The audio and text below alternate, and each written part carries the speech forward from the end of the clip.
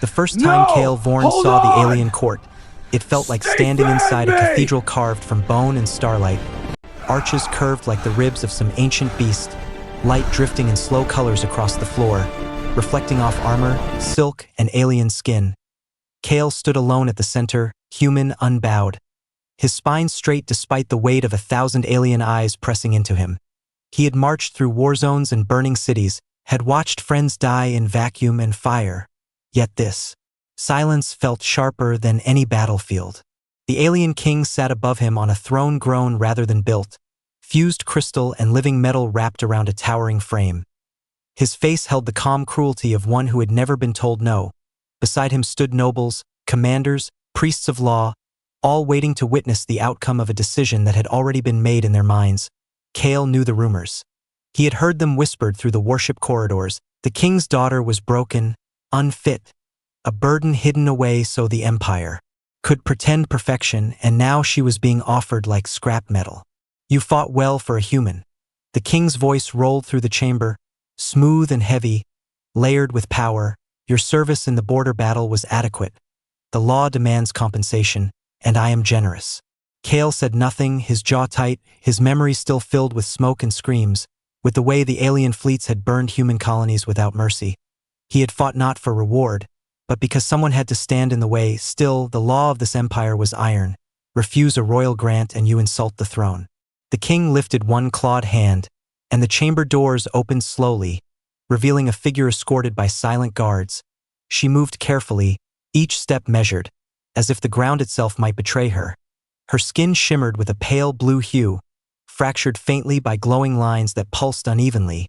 Her eyes were large and luminous, but dulled by something deeper than fear, something like long-accepted shame. "This is my daughter," the king said, his tone almost amused, "unfit for court, unfit for command, broken by birth and weakness. By law, she is yours." A ripple of restrained laughter moved through the nobles. Some turned away, others watched eagerly, waiting to see how the human would react.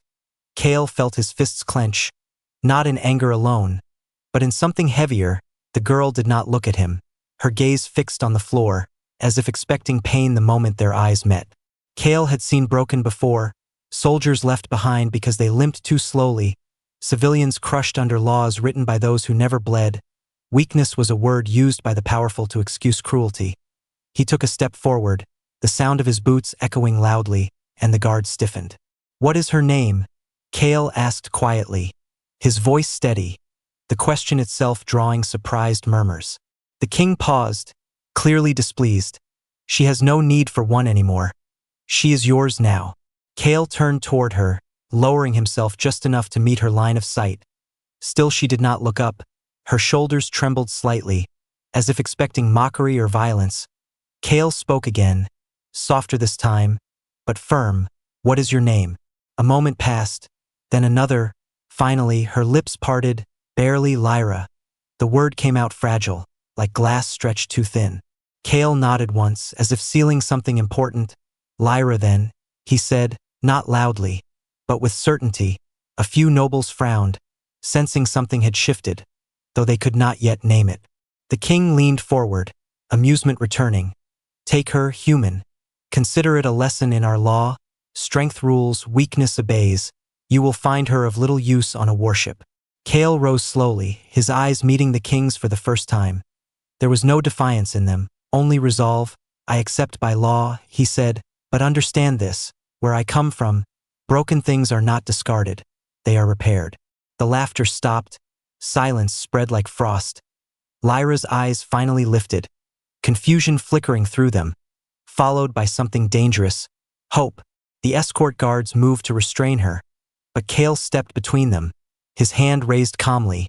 "She walks with me," he said, his tone leaving no space for argument.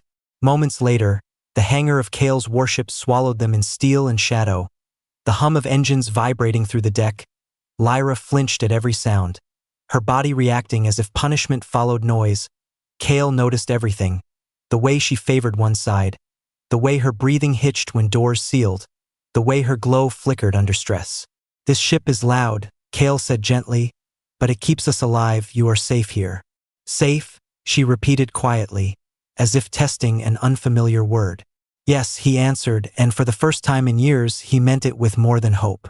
Beyond the hull, stars stretched endlessly, destiny moving unseen between them. The king believed he had cast away a weakness, the law. Believed the matter settled, but somewhere between steel walls and quiet resolve, fate had already begun to bend, and neither empire nor throne would stop what came next. The warship slipped free of the alien capital like a held breath finally released, engines humming low and steady, stars stretching into silver threads beyond the viewport. Kale stood on the bridge for a long moment after the last transmission from the palace faded. His reflection faint against the glass, human and small against the vastness, yet unyielding. Behind him, Lyra remained near the bulkhead, hands folded tight, posture rigid with expectation rather than comfort. She watched everything, the way crew moved with purpose, the way commands were given without cruelty, the way no one laughed when she passed. That alone unsettled her more than mockery ever had. Silence without judgment felt unfamiliar, dangerous even. Her glow pulsed unevenly across her skin, reacting to stress she did not know how to hide. Kale noticed, of course he did, years of command had trained him to see fractures before they became breaks. He turned slowly, lowering his voice so only she could hear, "You don't have to stand like that, this isn't a court." Her eyes flicked up in confusion, then down again, habit stronger than understanding. "I don't know how else to be," she said quietly, the words shaped by long obedience. Kale nodded, not pressing. Change could not be forced any more than trust. "Come," he said, gesturing toward the corridor. "I'll show you where you'll stay." They moved through the ship together, steel walls glowing with soft indicators, crew stepping aside not because Lyra was lesser, but because Kale was their captain. She felt that difference like a subtle shift in gravity. No one shoved her forward, no one demanded she move faster. When she faltered, Kale slowed without comment, matching her pace as if it were the most natural thing in the universe. Her quarters were simple, a small cabin near the medical bay rather than the brig or storage decks she had expected. The door slid open with a quiet hiss, revealing clean surfaces, a bed, a viewport showing drifting stars. Lyra stared, frozen. "This is for me?" she asked, disbelief cracking her voice. "For you," Kale replied. "If you want changes, we can make them." She stepped inside as though the room might vanish if she moved too quickly. Her fingers brushed the bed, then the wall, sensation grounding her. Something inside her chest tightened painfully. She turned away so he would not see the shimmer gathering in her eyes. Kale pretended not to notice, offering space like a gift rather than a test. "There's no schedule today. Rest if you want. Food will be delivered." He paused at the door, then added, "You don't owe me anything." The words followed her long after he left, echoing in the quiet cabin. She sat slowly on the edge of the bed, breathing shallow, waiting for punishment that never came. Hours later, the ship shuddered gently as it jumped into deeper space. Lyra startled awake, her glow flaring bright, heart racing, memories of alarms and screams rushing back. Before panic could take her fully, the door chimed softly. "It's just a jump." Kale's voice came through the intercom, steady and calm. "You're safe." Safe again. The word wrapped around her like a fragile shield. She pressed her palms to her chest, breathing until the tremor eased. Days passed in careful increments. Lyra began to map the ship through observation rather than fear. She learned the rhythms of the crew, the way Kale greeted them by name, the way orders were firm but never cruel. She noticed how injured crew were treated with patience, how mistakes were corrected rather than punished. Each detail chipped away at the truth she had been taught. One cycle, Kale found her standing in the observation bay, staring out at a nebula blooming like fire and water intertwined. Its colors reflected across her skin, mesmerizing and unstable. "You like the stars," he said softly. She nodded. "They don't judge," she replied, surprising herself with the honesty. Kale leaned against the railing beside her. "Neither too close nor too far. Stars have a way of reminding us how small our cages really are." Her glow flickered, reacting to something deeper than emotion, curiosity mixed with fear. She hesitated, then spoke. "My body doesn't work correctly. The energy fractures inside me. I was born this way. They said I was a flaw in the bloodline." Kale did not interrupt, did not rush to reassure. He let the words exist between them. "I can't fight like them, can't command. Can't even regulate my own strength, she continued, voice tight, that's why he gave me away. Kale exhaled slowly, choosing each word with care. Weakness isn't the same as difference, and difference isn't failure. He turned to face her fully. What happens when your energy spikes? Lyra blinked, startled by the question, confusion giving way to thought. It hurts, she admitted, but sometimes, when I focus, it feels like it's trying to become something else. Something else can be trained, Kale said simply. Hope flared too fast, too bright, and Lyra recoiled instinctively, lowering her gaze. You shouldn't say that, she whispered. Hope is dangerous. Kale smiled, not wide, but real. So is despair. I fought both, and hope wins more battles than you'd think.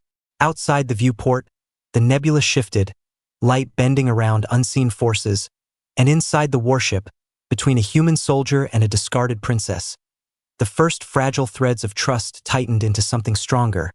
Not yet strength, not yet destiny, but a beginning that neither law nor king could erase.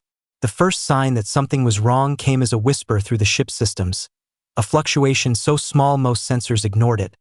But Kale felt it in his bones. Years of battle had taught him that danger rarely announced itself loudly. The warship drifted through a sparse corridor of stars, engine steady, crew relaxed but alert, while Lyra stood in the medical bay, fingers trembling as pale light bled between the fractures in her skin. The medic stepped back slowly, eyes wide with something between awe and concern. I've never seen alien energy behave like this, he said quietly. It's not decay, it's compression. Lyra swallowed, fear tightening her chest. Compression meant instability. Instability meant pain, punishment, isolation. Kale stood beside her, arms crossed, gaze fixed on the data scrolling across the display. How dangerous. The medic hesitated, dangerous if left alone, unpredictable if forced, potentially powerful if guided.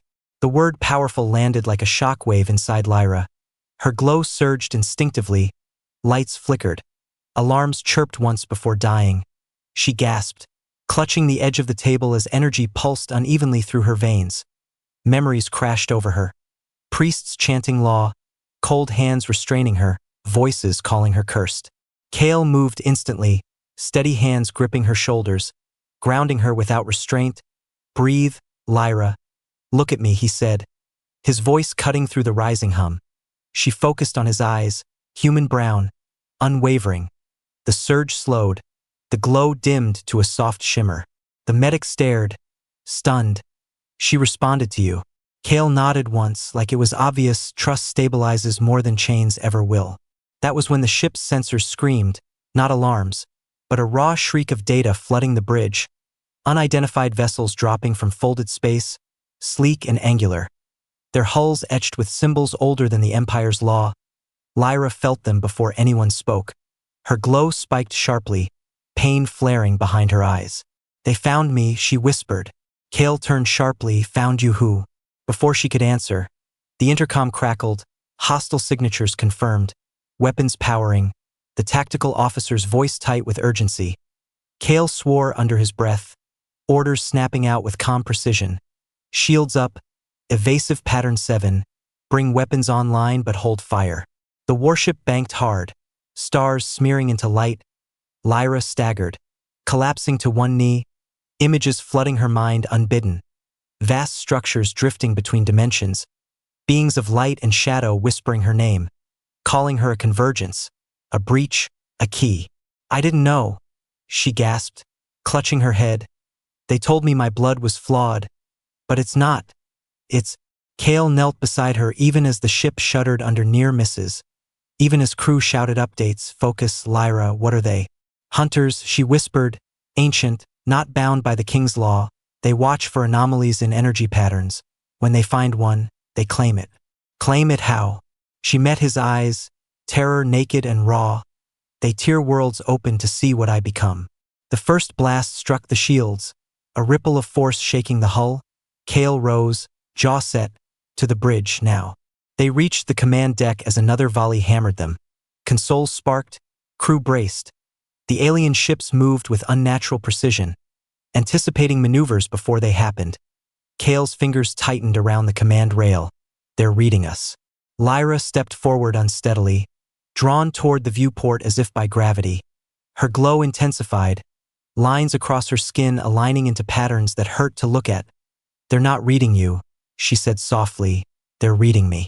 A warning screamed as one of the enemy vessels began charging something massive, space itself warping around it. Kale made a decision that would echo far beyond this battle, all power to shields, cut weapons, divert energy to containment. The bridge fell silent in shock. "Sir, we'll be defenseless." "No," Kale said, eyes locked on Lyra, "we won't." She turned to him, realization dawning alongside fear. "You can't mean—" "I trust you," he said simply. For a heartbeat, time seemed to stop. Lyra's breathing hitched. Centuries of conditioning screamed that trust was a trap, that power invited pain. Yet the warship trembled again, hull groaning, crew watching her with a mix of fear and hope. No chains, no commands, only a human soldier offering choice. Lyra closed her eyes, reaching inward instead of recoiling. The pain transformed, energy folding rather than tearing. The fractures in her skin glowed brilliant gold, then settled into harmony. The ship's lights stabilized. Shields surged stronger than before, pulsing in time with her heartbeat. The enemy weapon fired, a beam meant to unravel reality itself. It struck the shields and dispersed like mist against sunlight. The bridge erupted in stunned silence. Outside, the alien hunters hesitated for the first time. Inside the warship, Lyra collapsed into Kale's arms, exhausted but alive, something ancient having shifted. "This is why they feared me," she whispered, tears tracing light across her cheeks. "Not because I was weak, but because I could become this." Kale held her steady as the ship turned to face the stunned enemy. "Then they made a mistake giving you away." Beyond the hull, space rippled with unseen forces, and somewhere far beyond law and throne, something old had awakened, watching the human and the princess with interest, tension coiling tight around a destiny no longer willing to stay hidden. The silence after the battle felt heavier than the impact itself, debris drifting slowly beyond the viewport, shards of alien metal cooling in the void. The hunter ships retreating not in defeat but in calculation, as if they had seen enough for now. The warship's engines hummed in a strained lull, systems stabilizing one by one. Lyra lay on the deck of the bridge, her glow dimmed to a soft pulse, breaths shallow but steady. Kale knelt beside her, one hand braced against the floor, the other hovering near her shoulder, uncertain whether to touch or wait. Crew moved carefully around them, voices low, eyes full of questions no one dared to ask. Kale finally lifted Lyra gently, carrying her to the medical bay as if she weighed nothing, each step echoing through the corridor. The ship itself seemed to lean toward her, responding to her presence like a living thing. Hours passed in watchful quiet, monitors flickering, medics working in murmurs. Kale remained at her side, armor removed, sleeves rolled back, exhaustion etched into his posture. Yet his eyes never left her face. When she stirred, he noticed instantly. "You didn't run," Lyra whispered, voice thin but clear. "Even when they came for me." Kale smiled faintly. "There are worse things than running," he replied, letting relief seep into his tone. "You did something incredible." Her gaze drifted to the ceiling, confusion clouding her features. "I felt them. Not just the hunters. Something else. Something older, watching." Before Kale could respond, the ship shuddered again, not from attack, but from proximity. An incoming transmission flooded every channel at once, overriding security protocols with ease that chilled the bridge crew. The symbol that bloomed across the displays made Kale's breath catch, the royal sigil of the alien king. On screen, the throne chamber reappeared, but it looked different now. Tense, guarded, nobles whispering nervously. The king himself leaned forward, eyes burning with something new, not amusement, not contempt, but hunger. "Human," the king's voice cut through the ship, amplified and unavoidable. "You were not authorized to activate her potential." Kale stepped into frame without hesitation. "She saved this ship. Your hunters tried to take her." A ripple of shock passed through the court. The king's claws tightened against his throne. "Hunters. Then it is worse than I feared." Lyra pushed herself upright despite protests, her glow flaring instinctively as she faced the screen. "You knew," she said, her voice gaining strength. "You always knew." The king's gaze shifted to her, something like pride twisting into fear. I knew you were more, Lyra, he admitted, and that is why you could not remain here. The law forbids convergence class entities within the royal bloodline. Convergence. The word echoed like a thunderclap through the room. Kale's mind raced. Entities capable of interfacing with reality itself. Living catalysts, weapons, or gods depending on who controlled them. You gave me a way to hide your crime, Lyra said, realization crashing over her. You called me broken so no one would look too closely. The king rose slowly, towering. I gave you a way to protect the empire, and now you threaten it by existing. Kale's hand clenched. You mean you feared what you couldn't control? The king's eyes narrowed. Law is control, human, and you have violated it. Return the princess at once, or be declared an enemy of the throne. Silence stretched tight. Lyra turned to Kale, fear warring with resolve. I won't go back, she said. But if I stay, they'll hunt you, they'll burn your worlds.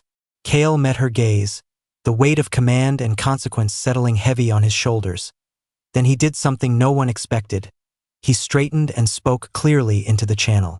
By the authority of my commission and the right of rescue under interstellar accords, I claim asylum for Lyra of no throne, he said, his voice unwavering. She is under my protection. The court erupted, nobles shouting, priests invoking ancient statutes. The king's roar shook the chamber. You dare invoke human law against mine. Kale didn't flinch. Your law abandoned her, ours does not. The transmission cut abruptly, replaced by emergency alerts. Multiple fleets mobilizing, bounty declarations spreading across the network like wildfire. Lyra felt it instantly, the galaxy shifting against her, fear and guilt crashing in waves. This is my fault, she whispered, tears glowing as they fell. I never wanted this. Kale placed a hand over hers, firm and grounding. Destiny rarely asks permission, but it does offer choices.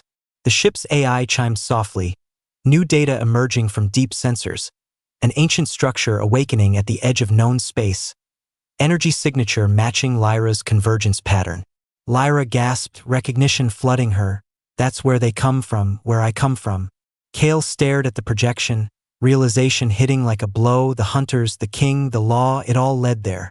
Then that's where we're going, he said quietly, setting a course that would defy empires. Beyond the hull, stars shifted as the warship turned toward the unknown. A human soldier carrying the weight of a galaxy's defiance, and an alien princess no longer broken, but becoming something the universe had been hiding from itself. The twist of fate now irreversible. The throne no longer her past, but her enemy. The warship crossed into restricted space under a sky crowded with threats, long-range sensors blooming with hostile signals. Fleets mobilizing not just from the alien king's empire, but from allied systems bound by treaty and fear. Kale stood on the bridge watching icons multiply like a spreading infection, each one representing a government that had chosen law over conscience. They've issued a convergence alert, the tactical officer said quietly. Every major power is locking borders, declaring her a destabilizing entity. Lyra felt it like pressure on her lungs, the galaxy shrinking around her.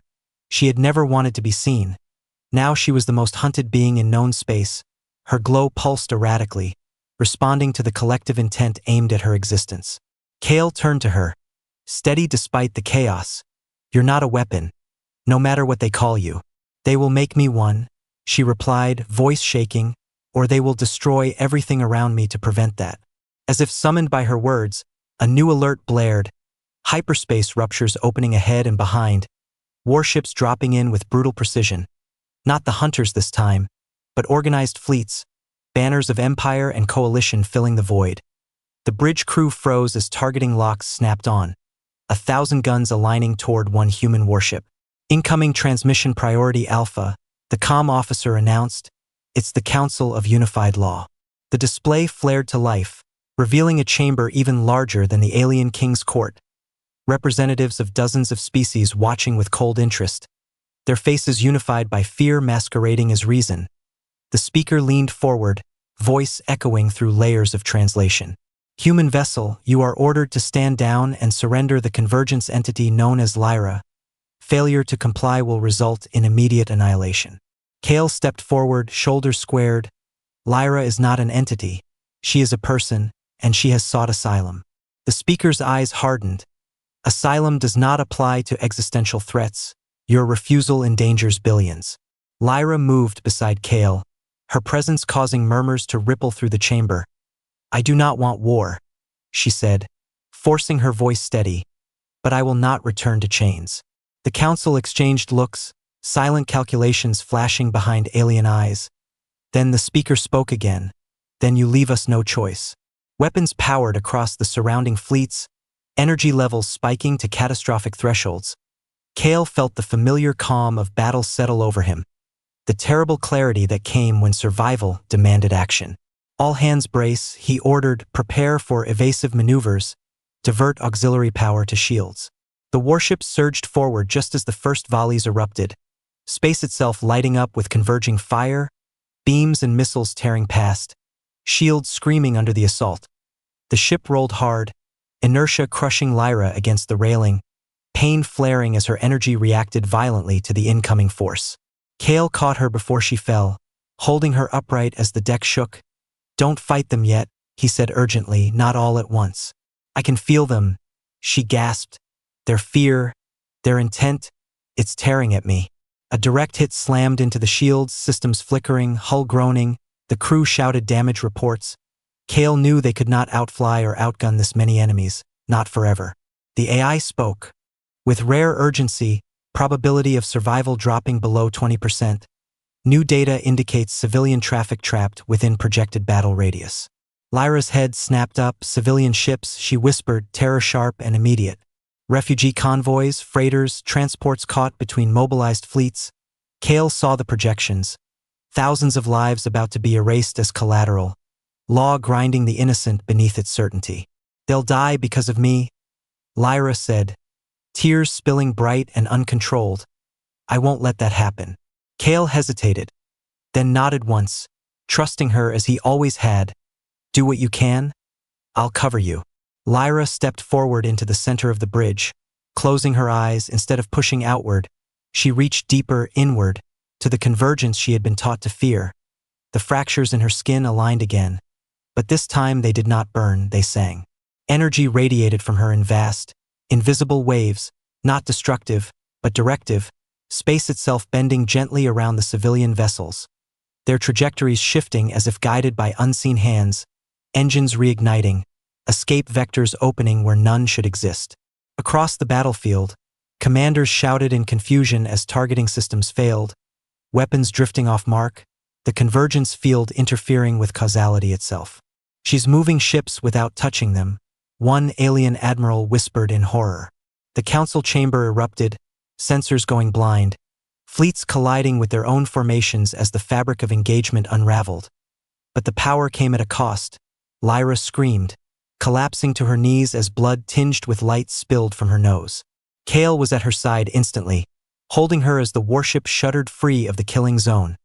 Shields flaring once more, engines burning hot as they slipped through a newly opened corridor of distorted space.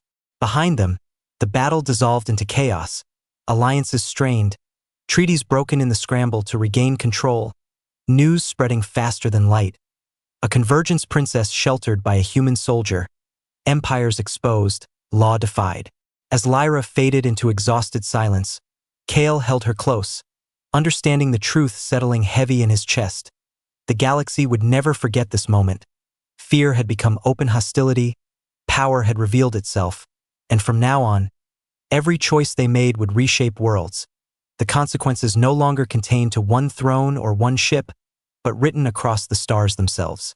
The warship emerged from distorted space, battered but alive, hull scarred, systems strained, silence falling slowly as alarms faded one by one. Beyond the viewport the stars looked unchanged, indifferent to the chaos just unleashed. But inside the ship everything had shifted. Crew moved with reverent quiet now, glancing toward the medical bay where Lyra lay unconscious, as if the gravity of her presence had doubled. Kale remained beside her, armor discarded, hands stained faintly with glowing residue where he had held her. The medic worked carefully, monitors tracing erratic but stabilizing patterns, convergence output dropping but not gone, like a tide pulling back before another surge. She burned herself to save strangers, the medic murmured, shaking his head, No species should carry that kind of burden alone. Kale swallowed, his throat tight. She shouldn't have had to. As if summoned by his voice, Lyra stirred, eyes fluttering open, pain rippling through her expression before resolve hardened beneath it. "How many?" she whispered. "All of them," Kale said gently. "Every civilian ship made it out." A weak smile touched her lips, relief washing through her glow in soft waves. Then it faded, replaced by something heavier. "They won't stop now, will they?" "No," Kale admitted, brushing a loose strand of light-threaded hair from her face. "Neither will we." The ship's AI chimed, interrupting the moment. "We are approaching the anomalous structure detected earlier, energy signature increasing exponentially." Kale straightened, eyes lifting to the display as the ancient construct came into view. A vast lattice of impossible geometry suspended between folds of space. Neither ship nor station, but something older, its surface alive with patterns that mirrored the lines in Lyra's skin. Lyra gasped softly, recognition flooding her. "This is the cradle, where convergence begins, where my kind were meant to learn balance, not be hidden, not be chained." Kale felt awe press against his chest, and fear close behind it. The place hummed with power beyond fleets and laws, and yet it felt oddly welcoming, as if aware of her return. "But they are already here," the tactical officer warned, voice tense. Space rippled again, this time violently, hunter vessels emerging in disciplined formation, larger than before, accompanied by something new, a massive dread construct bearing the seal of the alien king himself, bristling with weapons meant to end wars before they began. A final transmission cut through. All channels, the king's image filling the bridge, his composure gone, replaced by desperation edged with fury. "Lyra, you will stand down," he commanded. "Return to me now, or I will cleanse this region of space, cradle and all." Lyra pushed herself upright, strength returning in waves as the cradle's energy resonated with her. "No," she said calmly, "you will not destroy what you fear anymore." Kale moved to her side, hand resting lightly at her back, shields to maximum. He ordered quietly, "But hold fire." The king sneered, "You think human resolve can stand against empire?"